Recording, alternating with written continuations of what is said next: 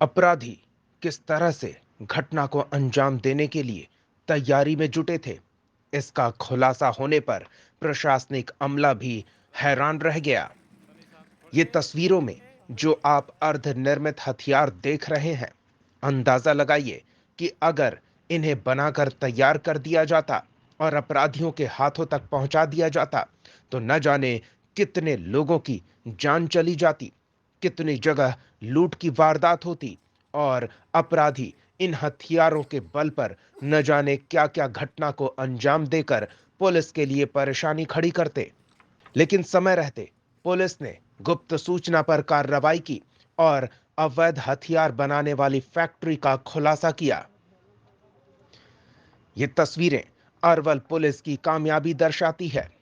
लोकसभा चुनाव से पहले पश्चिम बंगाल एसटीएफ और बिहार एसटीएफ की टीम ने संयुक्त कार्रवाई करते हुए शहर तेलपा ओपी क्षेत्र के राघे बिघा गांव में छापेमारी कर अवैध हथियार बनाने की फैक्ट्री का खुलासा किया। मुर्गी फार्म के आड़ में यहां अवैध गन फैक्ट्री का संचालन किया जा रहा था, जहां से 9 कारीगर और 2 सरगना की पत्नी और बेटे के साथ कुल 14 लोगों को पुलिस गिरफ्तार करने में कामयाब रही। मौके से पुलिस ने 2 दर्जन से अधिक हथियार बरामद किया, जिसमें 6 बैरल का भी हथियार बरामद हुआ है। इसके अलावा भारी मात्रा में अर्धनिर्मित हथियारों का जखीरा और अवैध हथियार तैयार करने वाले उपकरण भी जब्त किए गए। राघे बीघा गांव पहुंची पुलिस की टीम अवैध हथियार बनाने की फैक्ट्री, जो मुर्गी फार्म के आड़ में चल रही थी, उसे देख हैरान रह गई।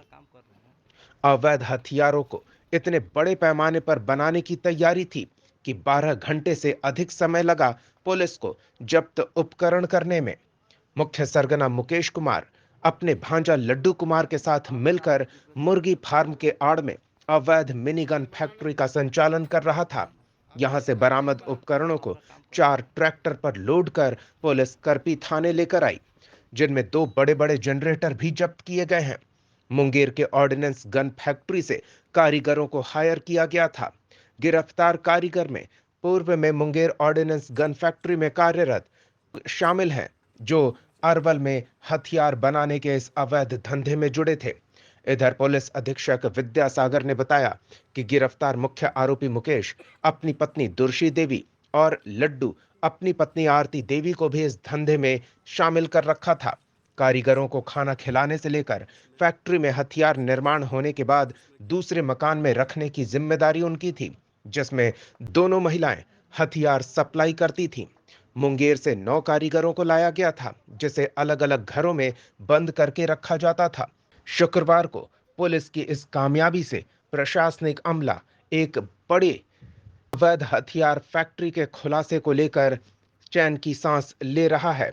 हालांकि इनके तार कहां-कहां जुड़े हैं, निर्मित हथियारों को कहां-कहां पहुंचाया गया और हथियार बनाने का सामान कहां से लाया जा रहा था, इसकी जानकारी पुलिस गिरफ्तार लोगों से पूछताछ कर जुटाने में लगी है।